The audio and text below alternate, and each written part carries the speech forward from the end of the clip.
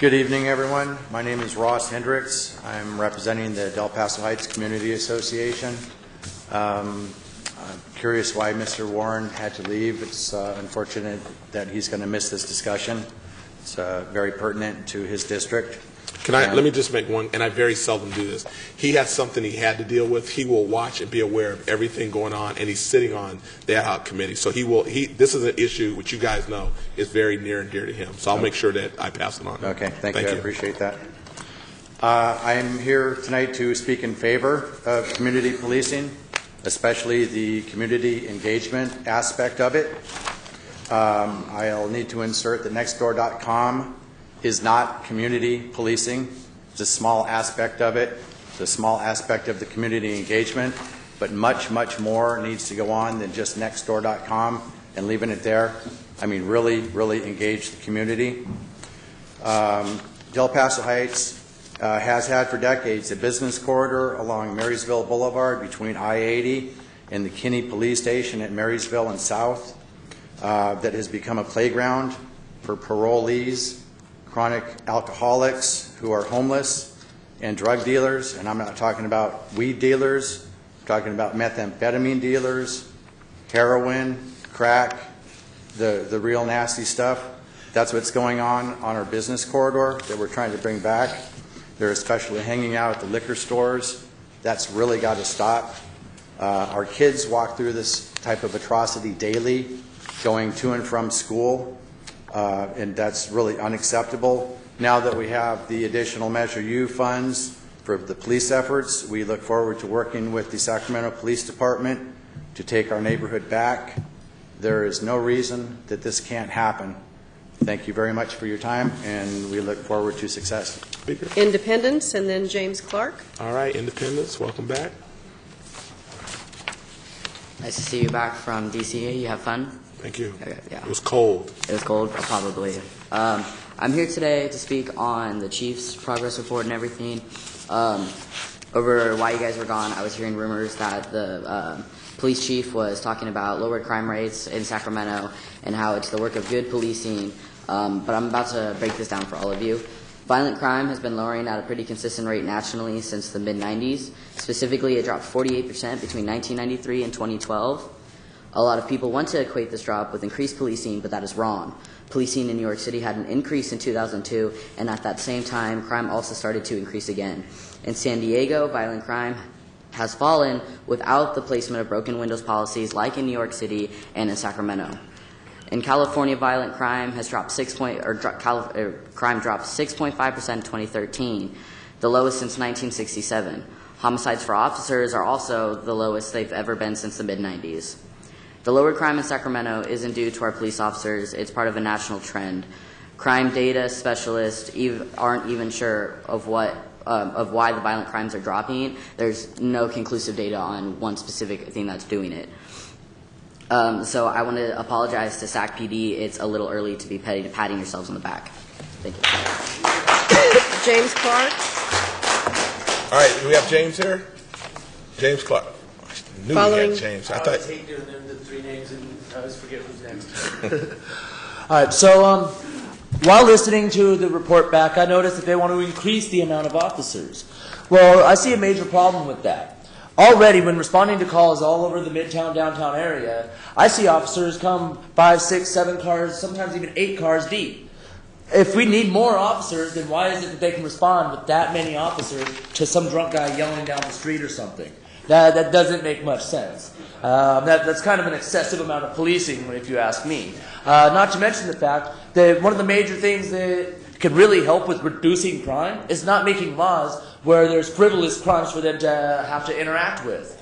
It would also help drop the brutality and help raise the public's ability to trust them in the fact that they wouldn't feel like constantly watching their backs because anything they're doing might be illegal if they're just walking down the street or any other reason.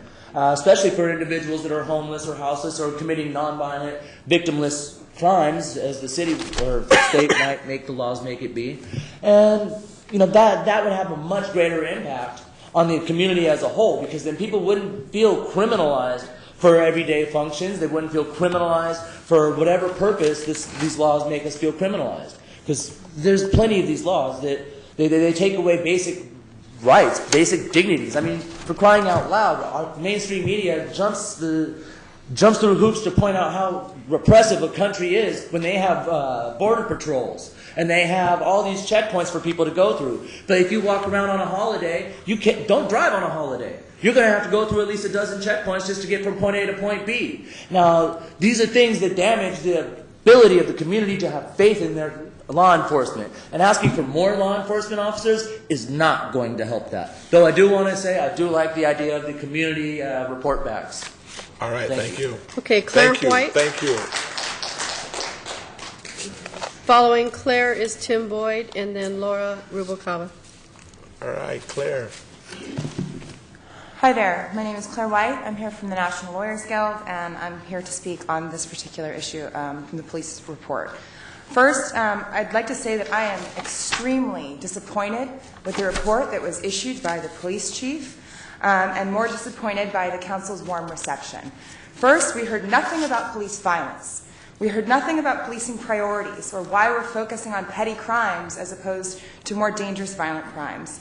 What it sounds like to me is the police department in this community got challenged by the community, was asked to provide a report, and responded by asking for millions of dollars, more police, more money for police, more benefits for police, and to put more cops deeper into our communities. I am here to propose the opposite. Less cops, less money for cops, less cops in our communities. And I'll tell you why. The issue of training sounds good. I'm very glad to hear that finally the Sacramento Police Department is coming around to realizing that there's implicit bias and perhaps they should train their officers because of it. However, if we're getting 7,000 applications to the police department, why on earth would we spend more money on recruitment, on hiring, on more incentives for cops to live in Sacramento? On accountability, I saw a list of programs that the police department is considering participating in and studies, but how on earth are we going to get to accountability without acknowledging any problems? I did not hear the police chief stand up here and tell you one problem that the police department is facing.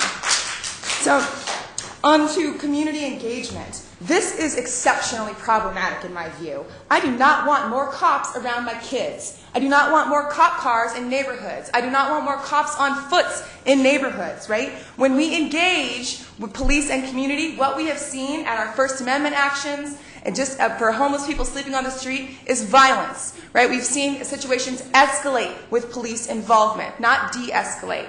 So we're asking the council to please reject the report from the police chief and call for some common sense in this community's structure for their police forces. All right, next.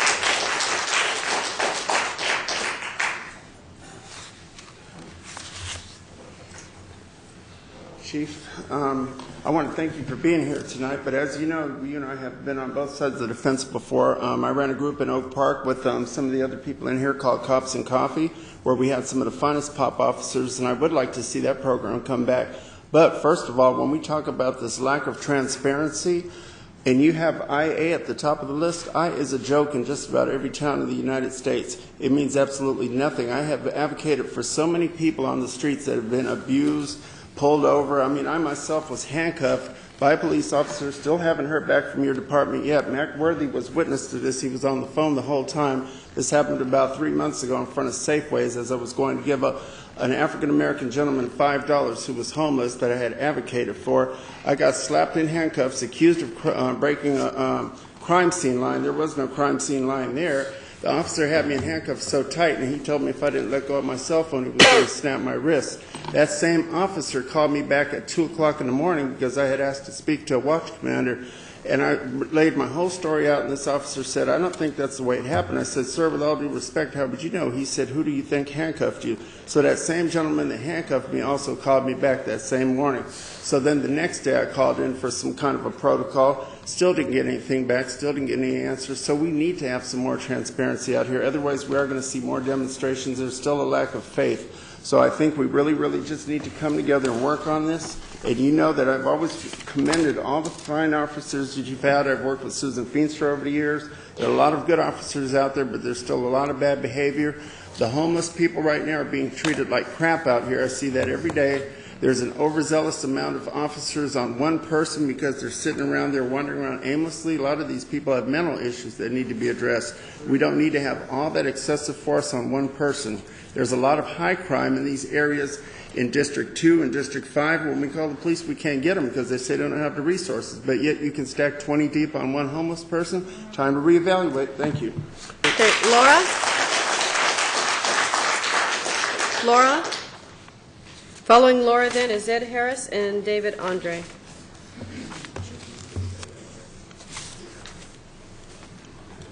I want to try this sitting down.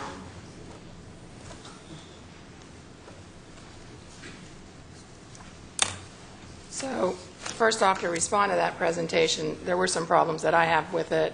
Using blue on black and using yellow on black makes very hard to read. But the biggest problem I have is that there was no written copy, no written material provided for us to look at. This is something this community has been very, very, very, very interested in, and you know this. And yet this report is not provided in writing. Will that be available? I hope sometimes afterwards. I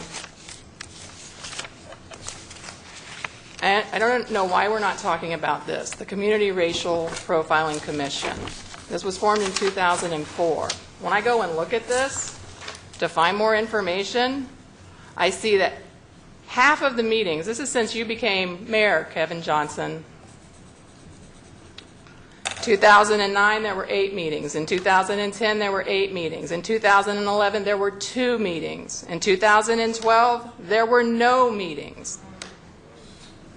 2013, there were 3 meetings. 2014, once again, 1 meeting. That's what happened last year, 1 meeting. This is our Racial Profiling Commission. Does this look like the way to respond to people's concerns? This commission has 5 seats open on it. Well, it did. It closed on December 31st. You have people coming here and talking to you about this issue, and you know, did anyone mention to them that there were 5 seats open? That would have been wise. This whole,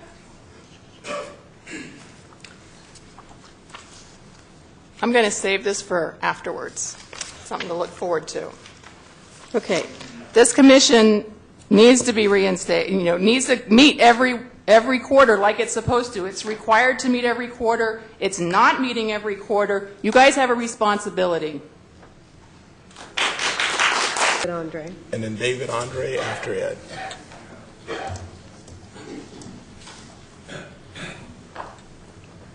I'm Ed Harris. Good evening, Mayor. Yes, members sir. of the City Council. Good to see everybody was still alive, thank God. Listening to the report from the police chief here, half of it is false, especially the beginning part. And there's certain parts that I can mention in particular, but he's been given like half-truths. He came from Washington from a meeting with police chiefs around the country. Shouldn't we have gotten a report about what's going on around the country with other police departments? And we need more accountability with the police department. And I like to say I represent poor people, and poor people, of course, minorities. And I would like to see a forum with the police department. And I'm sorry, you would like to see what was it? A forum with poor people or homeless people. Is that possible?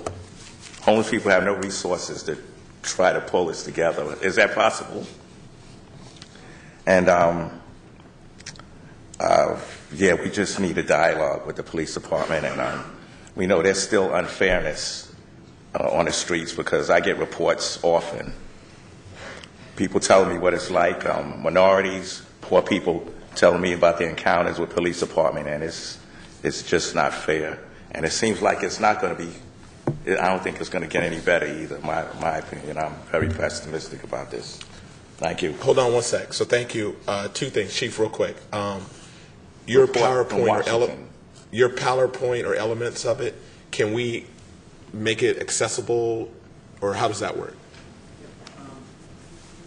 Yeah, they actually they uploaded a written document that's online, so they should be able to download the actual written part that goes with the Prezi. And I'm not sure if the Yeah, thank you. We will have Okay. print copies. Sure, we can figure out Okay. something. So, and I know the Prezzi's part of it, but I'm not sure. We could upload that also if you Okay. like. All right, great. And then the other thing you said, the chief did bring back, we have these reports for what's going on in the country, and we can put those online and make those accessible. No, we're poor, we're homeless. You said you wanted a report of what look, I'm just answering your question. I can get it, but they can't. We were both together. I got the answer. Okay. Thank you. Come on, man. I'm working with you. All right. So thanks, Chief. All right. Okay, David, Andre, and then Christina Archer. Mayor, members of the council. About a month ago, I came here and you guys gave $500,000 for handgun bullets to a company called San Diego Police Supply Company. And now you tell me that in order to fix the police brutality that's going on to the minority poor, you want to buy a use of force simulator, whatever that is, for $300,000. You want to store data from these cameras at $379,000. And you want to hire 2 technicians at $110,000 each. This is to protect our rights. We have to spend all this extra money to get the cops from beating us, from harassing us, from... These laws make no sense. There was 4 cops chasing one guy off the Cesar Chavez Plaza stage because it's illegal to be on the stage. The guy's sitting on the stage. There's 4 officers fully dressed down with gear.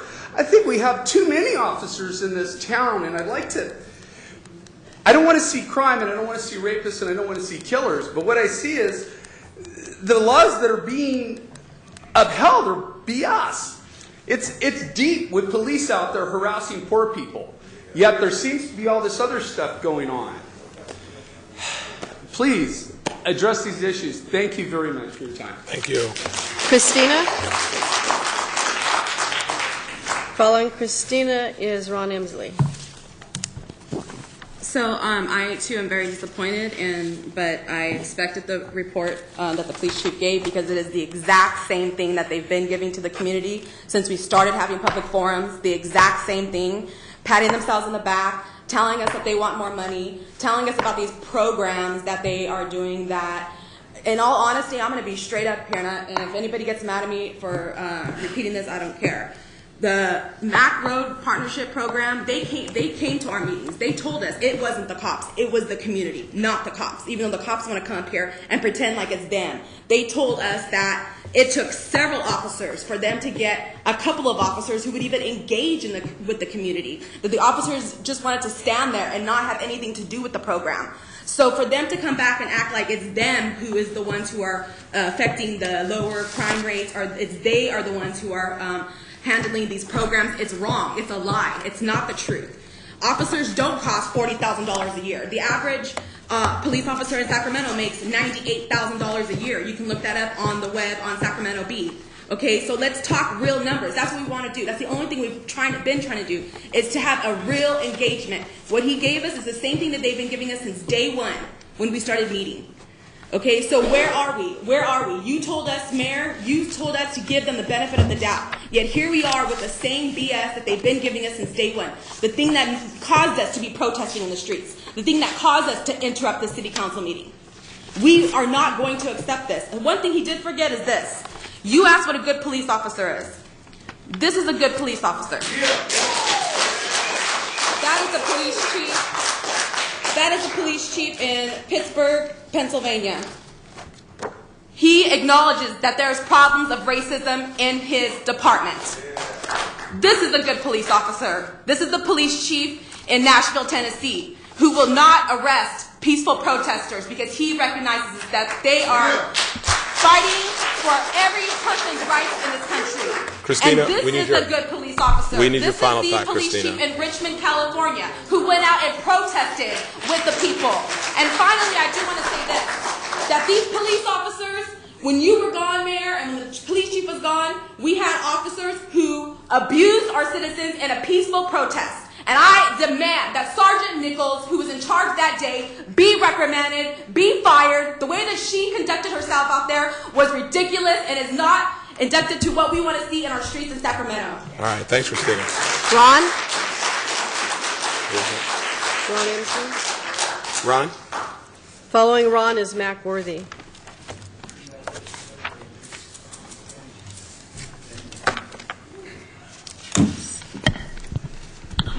It looks like there's two different realities. The chief spoke about community engagement and trust. For the last 4 weeks, I've been wanting to meet my district officers to try to get community policing instituted in my neighborhood. We have a small group. It's the Oak Park Drug-Free Zone. And we've been, for 3 weeks, trying to meet our new district officers. We've asked everyone. The thing about next door, we have a very good watch, and we call the police, but there's a disconnect. So let's see, I called up Bill Champion, and there was a thing, I think the chief had it, about how great next door was, and they busted a couple of drug dealers, and it just worked like that. And I wondered, well, when we call them up direct, why don't we get an outcome like you get downtown? And I guess because downtown has the money and Oak Park can just shove it. Let's see. The neighborhood watch. You have a people that's training neighborhood watch. But the broken link is the communications with the neighbors. We can't talk to our police officers. We don't know if they'll help us or anything. We have a thing with Wellspring. They cater to a lot of people, and it's a very good organization. But they have about 5 permanent dealers or crack hoes, and they allow them to go in and out, do their thing outside, and then go back in. And we've been trying to get some help with Wellsprings, but you know, we've been trying for a long time. We decided to hang out there. We've invited the police to come visit us at our hangout. I'm really in favor of community policing, but we don't have it in Oak Park. Apparently, they have it down here in the downtown area. Like to see it migrate a little. My neighborhood. All right. Okay, Mac Worthy. Mac Worthy. Following Mac is Emily Power and Tony Bias. Mac, Emily, and Tony. Thank you, Chief. But the chief talking to the wrong people. The Urban League, the NAACP, and black churches do not represent black folks in this town. You don't even have. I don't think you ever seen the black community.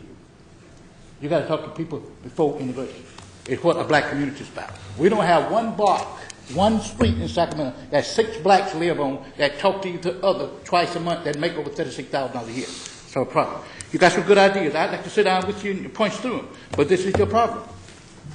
When I said talking to the wrong people, did I get it up? They voted for $1 billion over 10 years. Why didn't you wait on Summers to make his presentation? You voted. That's a program. As long as you got a program in a black neighborhood, they're supposed to be all right. This is what you're telling black folks. We'd like to see the police department know you're not going to get no recruits in the black people here in this town. So why don't you encourage other businesses to hire young black people? Because it's going to come up just like the arena. They can't pass the drug test. And you know that. Here, the black city council, he got to go. Because he can't see. This is what he should be listening to Death by Sight. I was in Death by Sight. Ask the people about Warren. The same people I played baseball with, he's associated with those people. How much marijuana he smoked over there? Wake up, people. We need jobs for black folks in this town. I've been here 54 years. I ain't seen nothing that black folks put on tape. We don't want you to promote a police state. We don't want that. Neighborhood, you got fantastic words. You got to narrow that down. You got to narrow that down so if we punch holes in it for constitutionality, we got something to go to. On federal base, not on state base. We got to make a move. Cameras ain't going to solve it. Emotion teaching, how do you teach emotion? Somebody got a gun and we need your final thought, Matt. To a point, you don't have to do that to arrest a man. 90% of the people in this town been arrested over 54 years, you didn't need a gun. Only one bone killer came through here.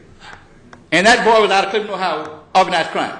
They didn't shoot him. He picked up the Wells Fargo bank and they shot him with a tranquilizer Sunday. Wake up, people. Don't abuse this chief. Help him. And if he listens to me, he will get some help. Okay, Emily? Hey, Daniel, that little thing fell off. Oh, there we go. Sorry about that. It's in the front. Where's she at? All right, so, hey, everybody. So as far as the chief's outline is concerned, I just had to say, well, they sure know how to try to make themselves sound good on paper, huh? I believe that you can put glitter on something your dog leaves behind in the backyard, but that doesn't make it a work of art. There was a lot of playing up of investment with kids and PAL and helmets, but that is just so out of touch, it's just unbelievable.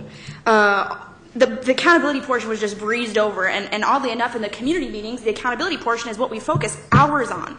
We meet for hours on a regular basis, and we're not getting paid. We're doing this because we do care about the humanity of other people in our town. And that is the focus of our conversations, and the fact that it was breezed over and diluted is just hilarious. We need teeth in the accountability programs. A public safety ad hoc committee isn't going to help us if we can't hire and fire. A proposal for more officers but we can't afford body cams for the ones we have is unacceptable. We can't agree to have more business as usual. We shouldn't even be considering increasing the number of cops until we can get straight the ones that we have. We've been holding regular community meetings, and one request coming out of these meetings has been a call for frequent and random drug testing of all police officers, including testing for steroids, illegal drugs, and alcohol while on the job. These tests need to be done by an outside party designated by the people, and there needs to be a zero-tolerance policy in effect for positive tests. Anyone handling firearms, vehicles, and the right to stick someone in a cage for the rest of their lives needs to be more sober than sober while on the job at all times. There also needs to be zero tolerance for domestic violence. Various studies show that families of police officers suffer domestic violence 2 to 4 times as more often than non-law enforcement families. Let that sink in. I said, families of police officers suffer domestic violence 2 to 4 times as often. That's from national studies. That is despicable, and how can we trust them to protect us if they are hurting their own families? Moreover, when officers know of domestic violence committed by their colleagues, they should no longer seek to protect them by covering it up, and offenders should no longer receive light punishments. The families deserve protection, and the people of Sacramento cannot trust domestic abusers on the police force. We demand that there be zero tolerance for domestic violence and drug or steroid use in Sacramento, and we need transparency and accountability on all of these matters. Thank you. Tony? Did you see it? No. Mac Worthy, there we go. Hey, Mac, quit tearing up the thing, Mac. All right, next speaker. Tony Bias. And then it'll be Nairi. All right, hi. As a young black man, I'm 21 times more likely to be killed by a cop than my white peers. So when the police chief says he wants to have the police be 1,000 by 2035, you can only imagine how scared I feel, like knowing that there's going to be that many cops and knowing that we're not reforming, that our cops aren't reforming themselves and that they're not being held accountable and we're not making changes. So if we get in 2035 and we have 1,000 cops, like that number is only going to be increased like by triple. It's going to be like 46 times more likely I'm going to be killed by the cops than my white peers. And our police, they're just not on the level to be even thinking about adding more cops to the force. They're not on that level yet. They do not have the trust of the public. They do not have the trust of the youth. And like them, like even associating with like kids in schools is like terrifying because I feel like my generation is a generation that can really make change. And like having police like brainwash like our pure minds isn't acceptable. And we do not need more police to solve an issue of police brutality. We need less police. Hey, Tony, let me ask you a quick question. How old are you? I'm 17. 17. In school, high school now? Or? Yeah, I'm a straight A student. Where do you go? I go to City High School. Awesome. Thank you, sir. Thanks for coming and making your voice heard. West Sacramento. Sacramento. I go to That's insulting if you're saying West Sacramento right now. You live in Sacramento, man. I'm from West Sac. But you live where? I live in Sacramento. Thank you. Nairi. Following Nairi is Delphine Brody. Can't be giving Chris Cabal props right now. Hello. In response to the police chief's report, I wanted to ask who determines if the pilot body cameras work for the police department? What does trying them out mean? Does that mean that after trying them, efforts will be made to obtain funding to buy more of them? And what determines if they don't work? Because this is something that the community obviously wants. In regards to the community demands for better training, I want to re-emphasize the importance of having more de-escalation be part of police training. This was especially apparent at the pro-police rally on January the 18th. The way the police interacted with the protesters was unnecessarily hostile. Protesters were grabbed and violently wrestled to the ground by multiple officers, and the excuse was that the protesters were blocking traffic. There was barely any traffic on that street, and the amount of protesters present definitely didn't warrant a show of force. The situation definitely could have been handled less violently. I want to see a change in how the police interact with protesters and the community in general. Thank you. All right, thank you. Delphine? You got one of those things. For members of the public, real quick, you can come up, but real quick. We have 15 copies of the police's presentation today, so who has them? Nell does. Raise your hand, Nell. So Nell has them, 15. Don't all rush her at once. Okay. Thank you. I'd like one.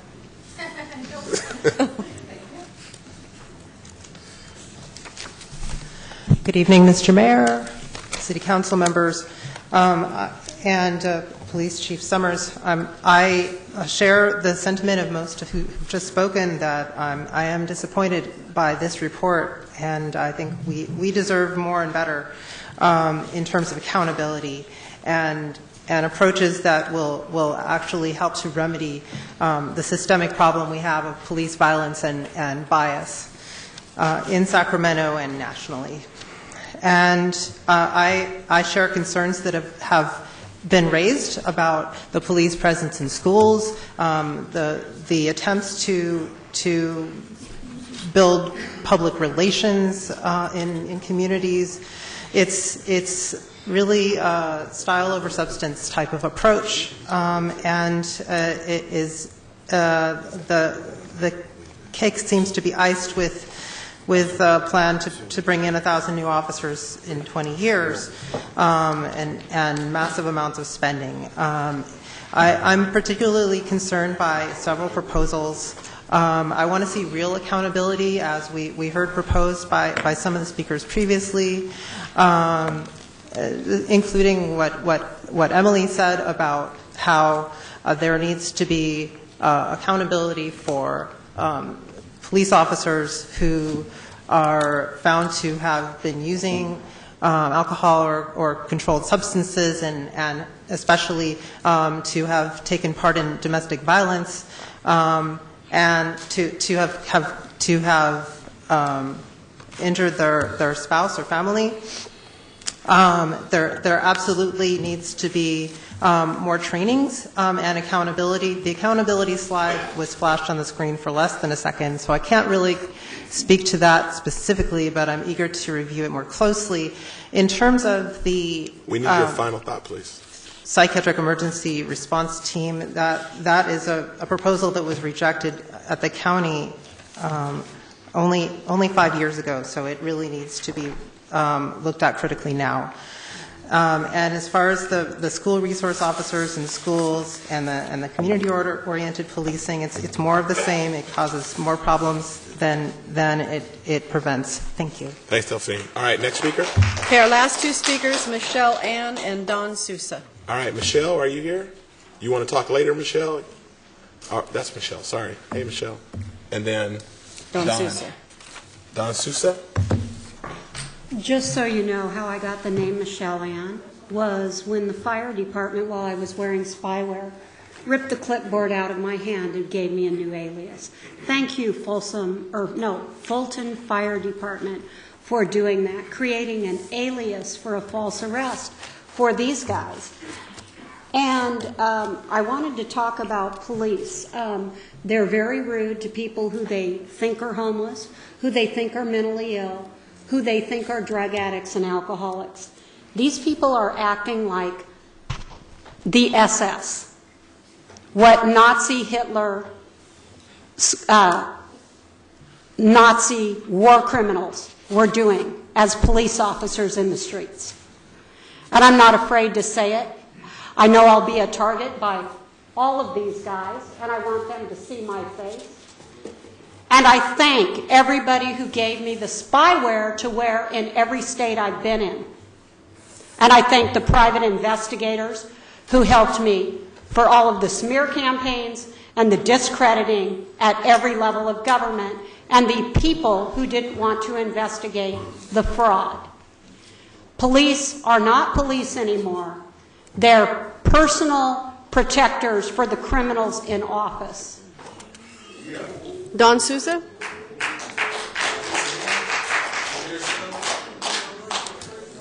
Hey, Don. Good evening, Mayor Johnson and City Council. It's good to be here again. I've been gone for about 4 or 5 months, been hospitalized, but I don't want to go into that. Native Sacramentan. I've lectured at the police academies at Johnson High School as well as Kennedy.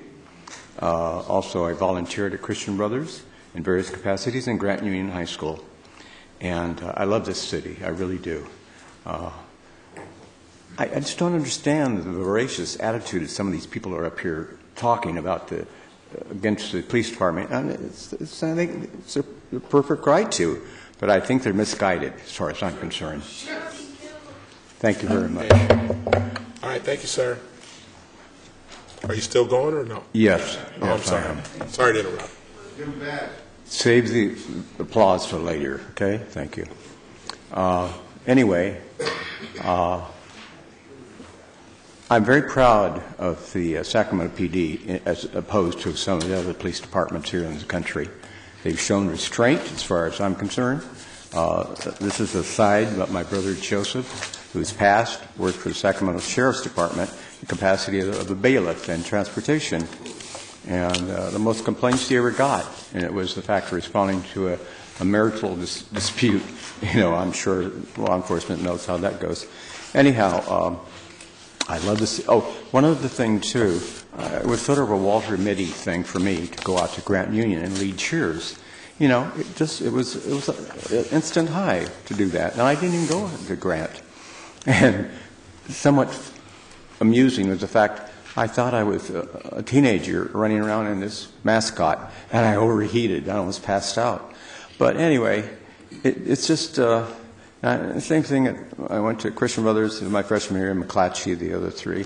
But I love this city, and I think we have a great police force. Thank you very much. Okay, that concludes our speakers. Chief, I want to thank you. I thank our men and women. She then was not allowed to speak. Okay, hold on one sec. So we'll clear it up. There's no name on it. All right. Do you want to come up, sir?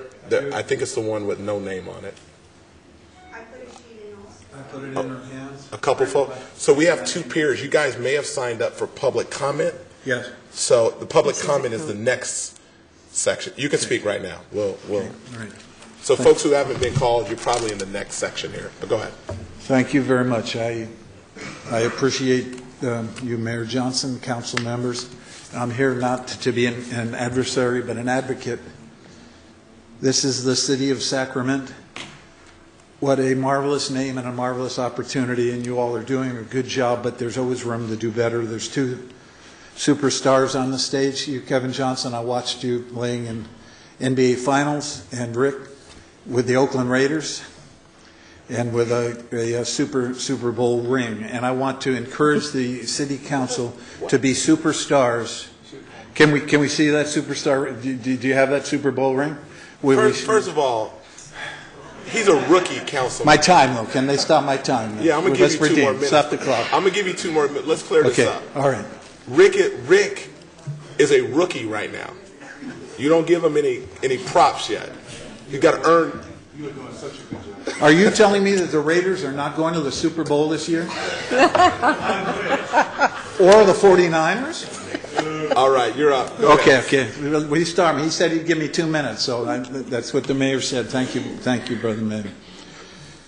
Tonight, your sons and daughters, and rightfully so, will go to sleep in a warm home with a meal, with clean sheets, with a shower, with a mom and dad, or at least a mom or a dad caring for them. Tonight, my daughter is with the Sacramento Kings in Toronto as a physical therapist, having the game canceled in New York City, having stayed at the Trump Soho towers in New York City and escaping the snowstorm.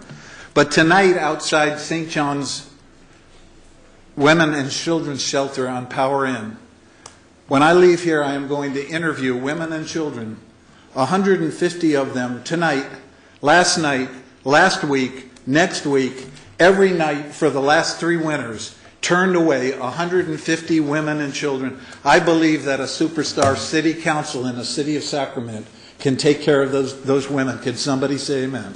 Amen. William Wilberforce fought slavery for 24 years, even though he was in the House of Lords. Even though he was on the rich side of the street. My father worked with Kennedy, Eisenhower, and Truman. But I'm going out after here to record the homeless women and children that have no place to stay. I am an advocate tonight for the compassion in your hearts that God has put there. There is a women's shelter that has been refused for 3 years by the city council. It's called the HERS Project. It was provided turnkey, prepaid, ready to go, called the HERS Project by Mo Mohana. I was at his office 3.5 hours ago before walking over here. It's on North C Street, right across from Loaves and Fishes. It needs to be approved by the city council. Can somebody say amen? Amen. We gave you a full 2 minutes. I just want to close in prayer, but just Proverbs 31:8 says, "Speak up for those who cannot speak for themselves, for the rights of all who are destitute. Speak up and judge fairly. Defend the rights of the poor and the needy." And Father, I ask you to touch every one of our hearts to do the best that we can. We thank you for the police. We thank you for every human being out there is precious to you. And help that love flow all over the city of Sacramento. And all God's people said.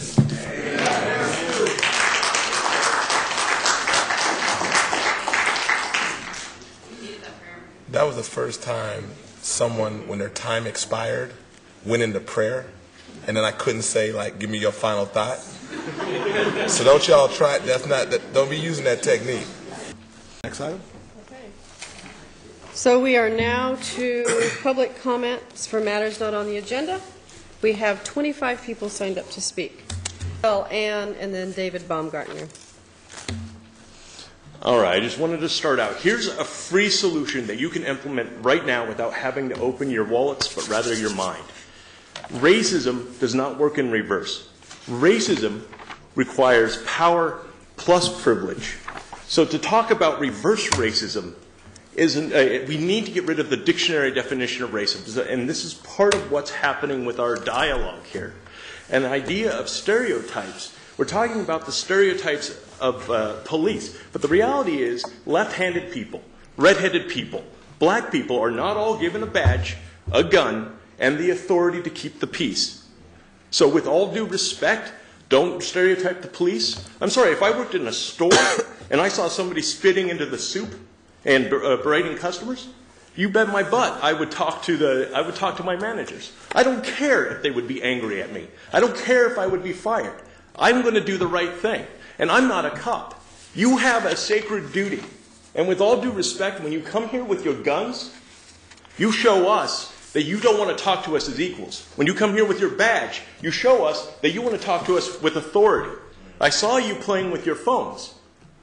We wouldn't do that. You're coming here with the authority of your office, and you're not treating this place with respect when you play on your phones. Hey, I see that in junior college. This is not appropriate. And I had a lot more that I wanted to say, but I really want to press that we need to be accountable, all of us. And accountability is the coin with which we buy trust. And until you're willing to be accountable for the racism, for the bigotry, for the classism, and it doesn't matter if you're a black person, a woman on the force, it's cop culture that's the problem. And that infects everything. And when you're not accountable for your cop culture, either here or in Ferguson, we're still going to have problems, and you're going to still find us annoying protesters getting up in all your faces. Thank you very much. All right, thank you. Michelle Ann. Michelle Owens. Going once, twice, all right. David Baumgartner. David Baumgartner. All right. Next. Jonathan Gainsborough. All right. Next up. You had me speak, but there's more. You did your thing already. I did. Okay. Thank you, sir. Okay. God bless you. Okay, James Clark. All right. And then Tim Boyd. 4 times.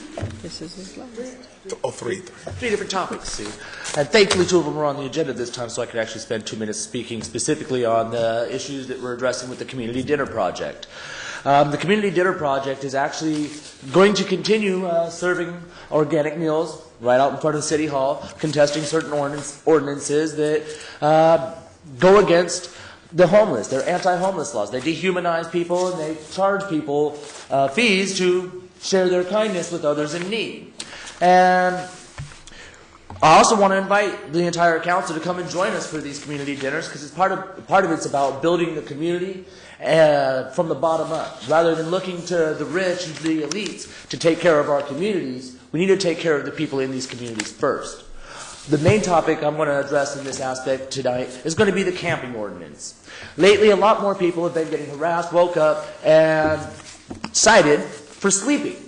Nothing else, nothing more. Just they're rolled up, trying to sleep on a cold night, getting woke up like 2 in the morning, 3 in the morning, 4 in the morning, some of the coldest hours of the night, and forced to wander around the city all night looking for another place where they might be safe enough to fall asleep.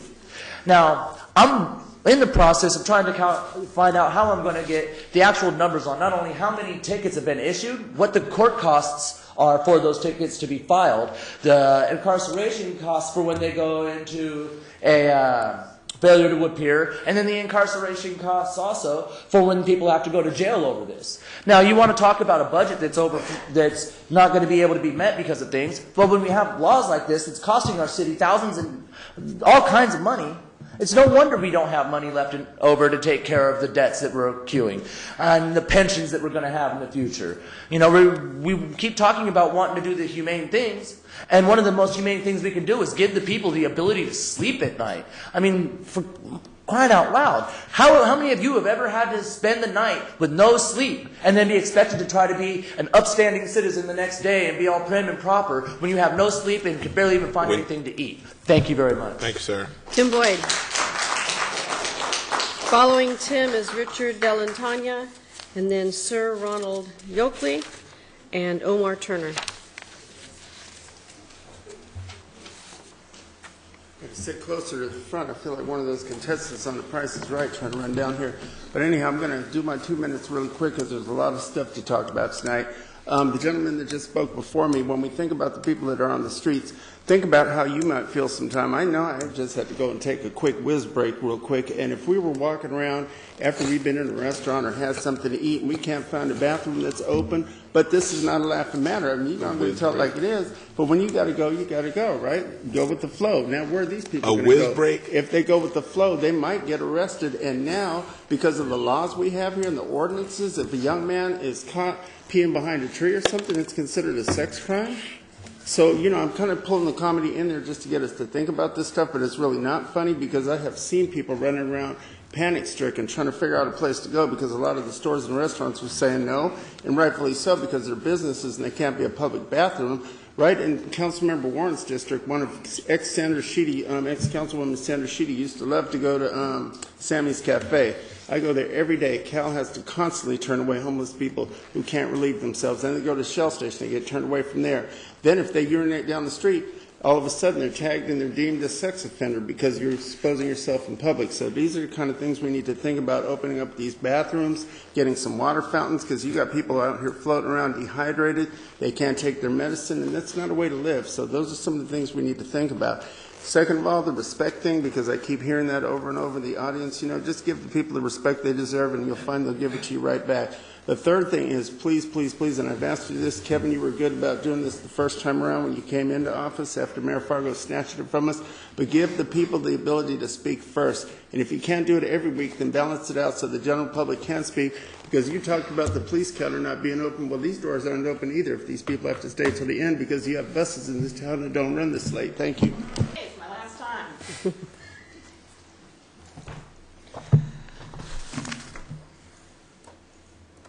So This is a continuation of what I was talking about before with the Racial Profiling Commission. There was a study done in 2008, traffic stop data collection. It was determined that the magnitude of the differences in stop rates was sufficiently substantial. The ratio was 2.0 over stopping of black minorities. Hispanic motorists were about 1-to-1. That was about normal. And they saw that the stops of Asians and white motorists were below what would be expected based on the number of people in the community. Hispanic motorists are asked to exit their vehicles at almost twice the rate of non-Hispanics. Black motorists are asked to exit their vehicles about 1.5 times the rate of non-black. Hispanics are subjected to Terry cursory searches at 2.37 times the rate of other motorists that are patted down, or maybe that is patting down. Both blacks and Hispanics are searched at 1.7 times the rate that non-blacks and non-Hispanics are when the search authority is probable cause. Finally, with regard to the parole and probation searches, blacks are searched at over twice the rate of other races and ethnicities.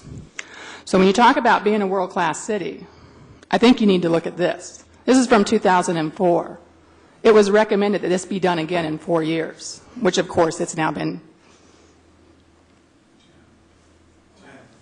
So I think we should look at doing this again. I'd like to really see that. And it also said that, it also recommended that the city council come out and make a public statement against racial profiling, and I don't think that's ever been done. And that would be another good thing to do. All right. David? Following David is Everett Adam, and then Elizabeth Adam. Is David and Everett here? David Andre. Okay, great. Thank you. Hi, Mayor, members of council. I'd like to see the not just the police department that we're under fire from, but private security. This city has overlapping contracts with private security for these business districts, I'm finding out. Some of these guys are totally uncontrollable. You got like 22-year-old people with guns and body armor. They're wearing military LBE gear. They're wearing bloused boots. And they're coming out in front of a Rite Aid and they're telling old people to move the hell out. It's not just the police department. It's whole endemic with how our city is being run with poor people. If the cops can't get somebody moved, it's easier to go get a private security. Then who's responsible? I would like to see some oversight addressed to exactly how these private security guard companies do their business. What are they exactly allowed to do? Are they allowed to dress up in military fatigues and create terror? Is that what we want? I don't think so. I'd really like to see this addressed. I'd like to see it actually get on the agenda. Thank you very much. Thank you. Everett? All right, Everett. Thank you, Mr. Mayor and council members. I'm here because of Mr. Johnson. I paid attention to what was going on with police brutality, and when you said you wanted to step up and make a difference, I really appreciate you doing that. And I'm here because my son was shot and killed by the police. And if it wasn't for that, I probably wouldn't even know about this issue. But I've gotten involved. I was at that protest a couple of weeks ago when you were out of town, and these officers are not trying to gain our trust. I mean, they literally told me, "Don't you dare cross this blue line." They told me that there was a permit for us not to walk on the sidewalk. These are just not things that was wrong. That was a lie. I was coming here tonight because I knew he was going to speak on what you asked him to speak, and I haven't followed it totally, but the senses I got was he missed it big time. A lot of the reason that people were here were about the police brutality. And police brutality is a problem. And it needs to be addressed. And it is happening here in Sacramento. And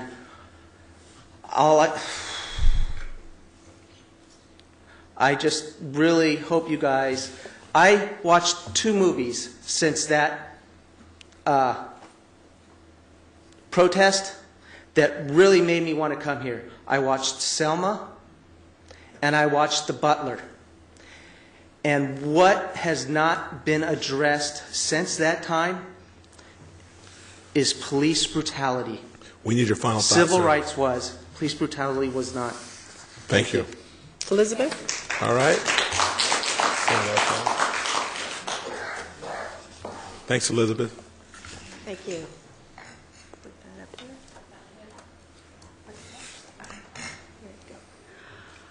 Okay, what would I want to say? Well, the policeman, wasn't that just beautiful and eloquent for the white people? Wow, that was just amazing what the officer shared. Why you see riots happening in other parts of the country is because there's an epidemic in this country and it's called police brutality. And what you maybe don't understand is, yes, you'll have districts where they like their police officers, but what if your child's car breaks down in the neighborhood where they don't like their police officers? And that's what happened to my son. His car broke down in the wrong neighborhood. He was having a mental distress, and officers were called for a 5115 call for help, and they arrived on the scene, and they shot him twice in the chest.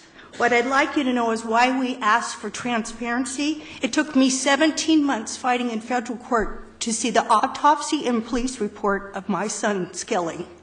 That's real. That's why people are upset. That's why we're asking for body cams.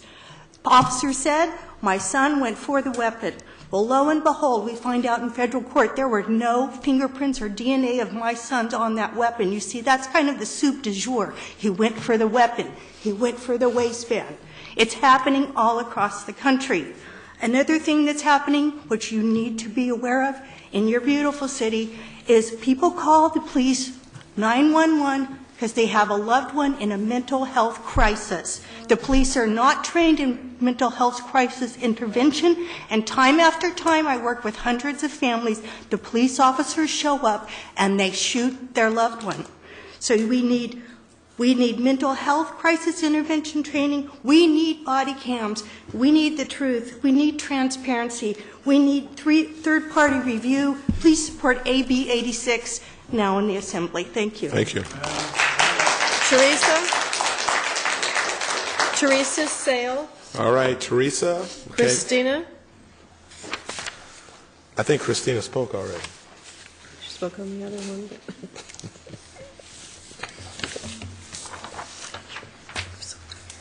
I think the thing that upsets me the most is like when Mr. Hansen says like it's 1 or 2 incidents and we're just blowing it out of proportion. You're white. You don't know what it's like. And you need to realize that you don't know what it's like. Seriously.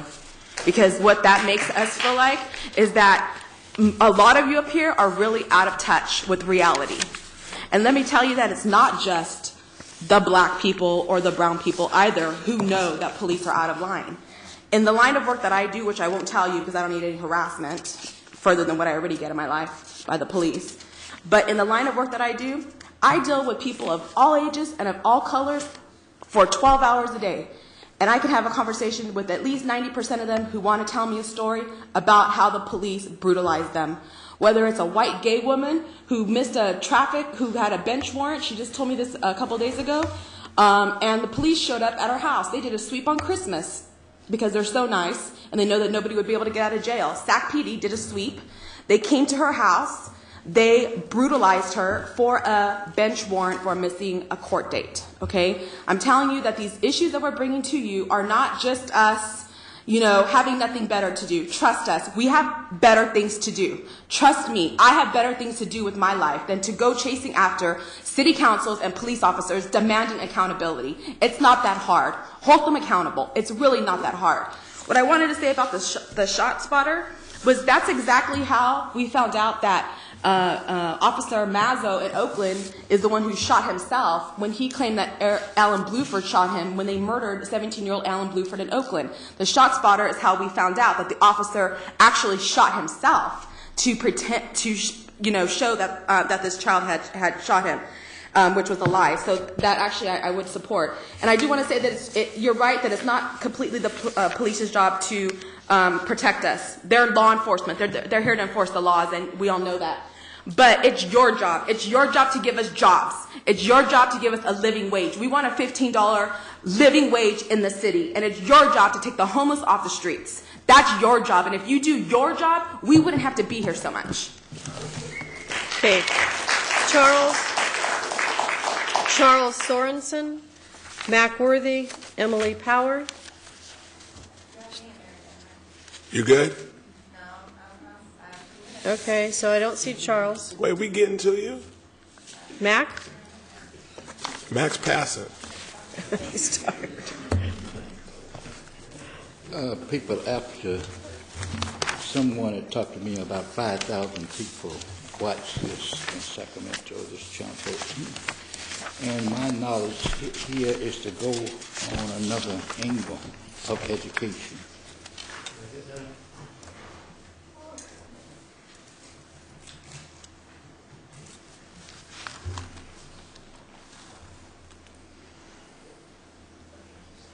I need you to zero in on that and people start thinking. Okay, to what this city, put on that. That knowledge, I knew this already. Now, we dropped the ball on this in the 60 movements. We took integration instead of economics. We need you to start reading. I can't put this on my Facebook yet, but we need black folks to start studying, read. Instead of sociology, black history, psychology, and political science, we need facts. But this is the basic thing that we want you to keep up with. Black people got to quit lying. You got to quit lying, people. Black people got to quit lying. That means the Sunday morning pimps. The people say they're political, got to quit lying. Now, we're going to watch this case because somebody lied. This case is going to open up some things in this city. I met with these people some time ago, and they determined not to quit. Now, the guy just left here. He knew what this deal was. And went to state assembly. He knew exactly what this was. Phone over here, he knew exactly what this was about. But they didn't. Now, we got to turn around here and look at some real things about the money. And I encourage black people, you can give me a call once I work with some people to get this online and watch this case. You got to watch this case. This case is going to go back to real estate, which the biggest money in this town coming through SHRA. This is going to tie back. If we can digest this Constitution, we won't have police brutality. We'll be beyond that. Because we can hire our own and we can bring lawyers in here and do things. But we don't want to get to that point. We need your final thought, Matt. Interested in being told because we are laborers, we are mute. We don't know anything else. These are the type of things that we have to understand that a popularity is fine, but political, and you don't know what that to say at the table. You're garbage, regardless of what color you are. Emily?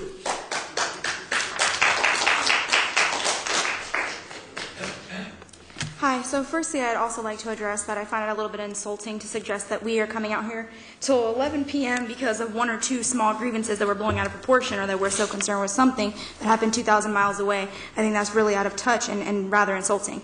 I'd also like to say there's been a lot of talk tonight about the citizen satisfaction polls. And I'd like to say, guess what? We're not just elements here to wail and be, confrontational. We are the public satisfaction poll. We are a cross-section of Sacramento. Our group is a conglomerate of many races, class backgrounds, income levels, and neighborhoods in Sacramento. We all didn't know each other before this struggle. We didn't just decide a group of friends like, oh, let's get together and go to the city council all the time. We didn't know each other at all. This issue has brought us together because we take it seriously. We are literally a diverse cross-section of Sacramento. We are that citizen satisfaction poll. Many of our worlds wouldn't have connected without this struggle. This is the first issue of the public satisfaction poll. We're already here in public comment. There's been a consistent group of Sacramento citizens been publicly criticizing the police lately, and we've been in the streets, we've been in the city council meetings, we've been in the news. And I really want to clear one thing up. Almost all the news stations covering our actions as civilians critical of our police force have deemed us on at least one occasion as anti-police. I watched the news coverage, and over it said that such and such action was an anti-police demonstration. However, this is a scapegoat. This is dramatic and an inaccurate emotional plea, and it's a favorite of the police, too. They love to think that we're all against them, that we think police are unnecessary, that we intend to hurt them. They rely on those ideas to justify the violence and lack of empathy that they point in our direction. Don't get me wrong, we are anti-something, but it's not anti-police. We are anti-excessive force. We are anti-police impunity. We are anti-police brutality. We are anti-killer cops being put on paid leave and being allowed back on the force. We are anti the deeply embedded anti-black racism festering within the American police system. We are anti-police terror, to name a few. We are consistently demanding that the Americans who work as police officers be held accountable to the same laws as any other person. There is no good reason for this to not be the case. The truth is simple, and the truth is law enforcement officers are not above the law. They are not above the law when they're parking in handicapped spots or when they're throwing young people on the ground and ripping their clothes at protests. They're not above the law when they're racially profiling and loudly harassing citizens trying to get lunch in Midtown or when they're stomping on civilians' heads outside Starbucks. We need your final thought, please. They're not above the law while shooting and killing unarmed black Americans. They like to We think need your they final are. thought, please. This is my final thought. They like to think they are above the law. The courts treat them like they are. But the people are demanding accountability. The people are demanding justice. And the people are already here. And we're saying enough. Okay.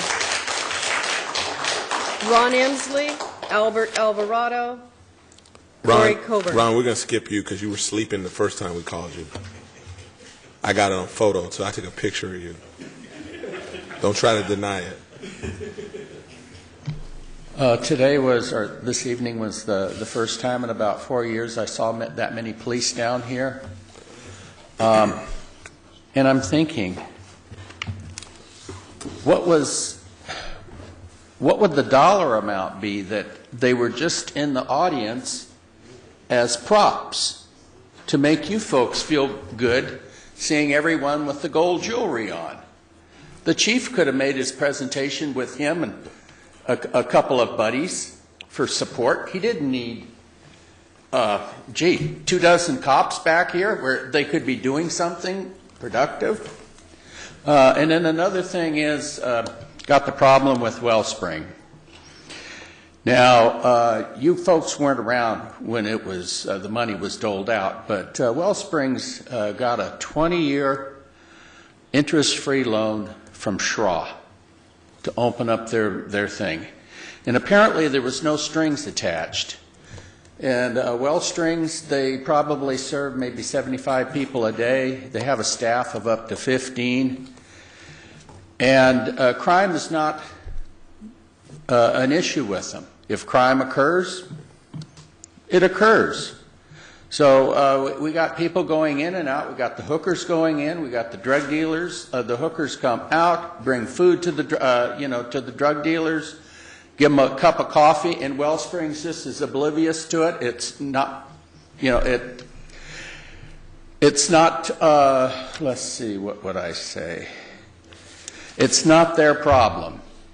Now, if a dog craps in the yard and draws a lot of flies, it's not the dog's problem. Well, Wellsprings is doing the same thing.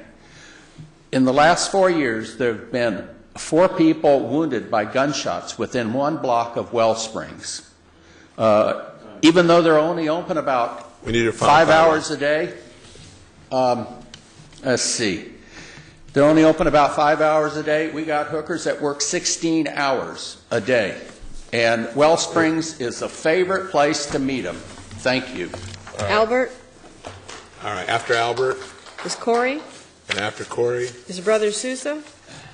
And then Delphine Brody's the last speaker. Okay. Hello, Mayor and City Council members. Here to talk on this homeless issue. I like to say that it is a good thing that you guys appointed a person to talk to the community about these issues. But I wanted to mention that other states have adopted the Homeless First program, no strings attached, and they found that the idea of building a person up and then dealing with the personal issues first and then trying to find a permanent housing solution was less effective. It was less effective than housing them first than housing them first, and then helping them with their personal issues. And it has been working. The statistics, and I think Utah were over 70 were off the streets. A year later, 80% of those were still in homes. And they saved the budget. They ran the numbers, and it was they saved $3,000 a person on that. And I myself, I live paycheck to paycheck, and I could be homeless with one stroke of bad luck. And if I had to save up first month's rent, deposit, setting up all the utilities, I'd probably be homeless for a little while, probably longer. You know, it would be a wonderful program to take advantage of to get back on my feet if Sacramento had a Homeless First program, no strings attached. And I'd like it to be available to the people in my community and the people in my city. It will also save the taxpayers money with hospital and incarceration bills.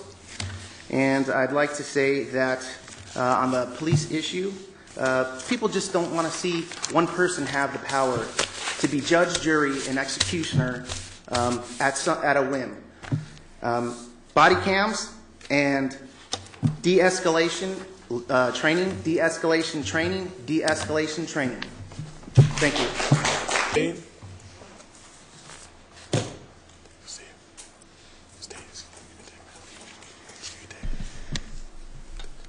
Okay, the City of Sacramento has some unfinished business that still needs to be on the agenda. We hope that the anti-homeless laws will be on the agenda very soon. We would like to see a date set for that agenda item. The City of Sacramento has a long and ugly history of racism and socioeconomic class warfare that began the year it was established, 1849, and continues to the present day. Today, this bigotry manifests itself most perniciously in the array of anti-poor laws, policies, and law enforcement practices designed to punish, drive away, torture, sicken, and kill poor and homeless people and families, among whom people of color are notably overrepresented.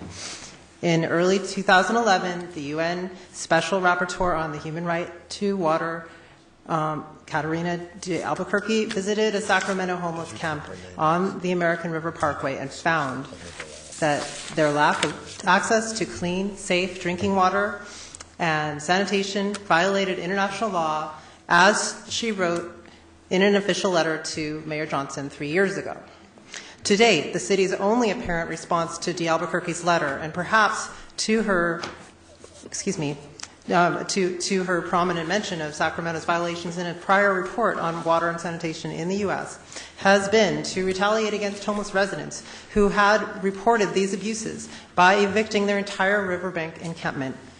Such retaliation and collective punishment, together with the absence of remediation of these appalling conditions since she wrote her letter to the city, was unjustified and unconscionable, and showcased the city's blatant disregard for the health, safety, and human rights of its residents. A public apology to homeless residents is still in order. Perhaps now, however, we've turned a page and begun a new chapter. We need your final thought, please. My final thoughts. Begun a new chapter in this story in recent weeks. Under relentless public pressure from community members, the city has taken action to reopen public restrooms in Cesar Chavez during regular business hours.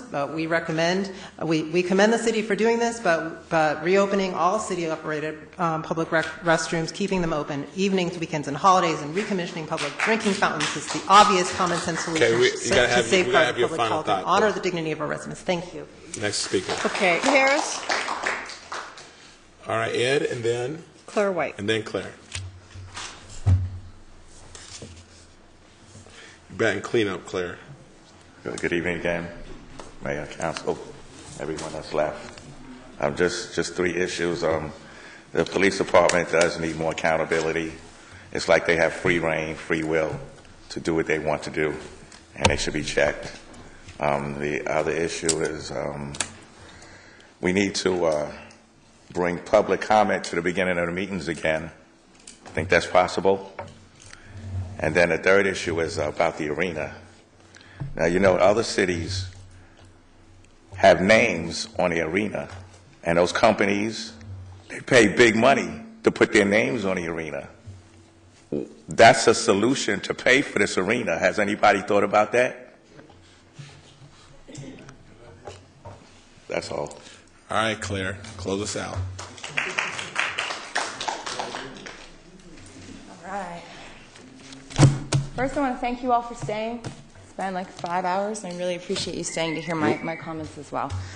All right, my name is Claire White. I'm from the National Lawyers Guild. I am here to talk about homelessness. Again, I am disappointed not to see homelessness on the agenda. Because it's so late and because we have not gotten to the point where we would like to be, I'm going to keep it very, very simple this time and talk specifically about the camping ban. Representative Hansen, in his comments at the end of the last meeting, which I watch on video at the end of each, said that, reminded us that in past months it has been on the agenda and will be again at some point. But I would pose to you that that means there has not been an action item on homelessness in front of this body in the last few months, and that is unacceptable. I have one for you today. Repeal the camping ban. All right, a lot of times we hear that there's no city resources or not enough for homelessness and that we're not the big financial player, so there's not a lot that can be done. But I'm telling you today, even though I think that's false, that you still have a responsibility because you, without spending a dime, can end the camping ban. You could have done it this Tuesday, you could have done it last Tuesday or the Tuesday before, and I still have hope because guess what, folks? You can do it next Tuesday too. Right? So repeal the camping ban or at least order a freeze on enforcement. Please do not hide behind the lawyers who are telling you that your camping ban is constitutional. That A is still being litigated. And B, you have more than a legal question to ask yourself. You have a moral question to ask yourself. Right? Because who is on the streets? We have our veterans, people with disabilities, children, elderly people, and destitute people. And you are telling them every single day that they are criminals for being out there. All right? The treatment of the homeless in this community is unacceptable. Our movement is building and our patience is running out. Recent headlines in the papers have said things like stop raids on Sacramento's homeless campers, panhandling outlawed in Sac. Sac leaders dither while homeless people shiver. Sacramento County homeless deaths reach a 12-year high. And for my final thoughts, I'm going to give you a preview of what they could say, right, if you make the right decision.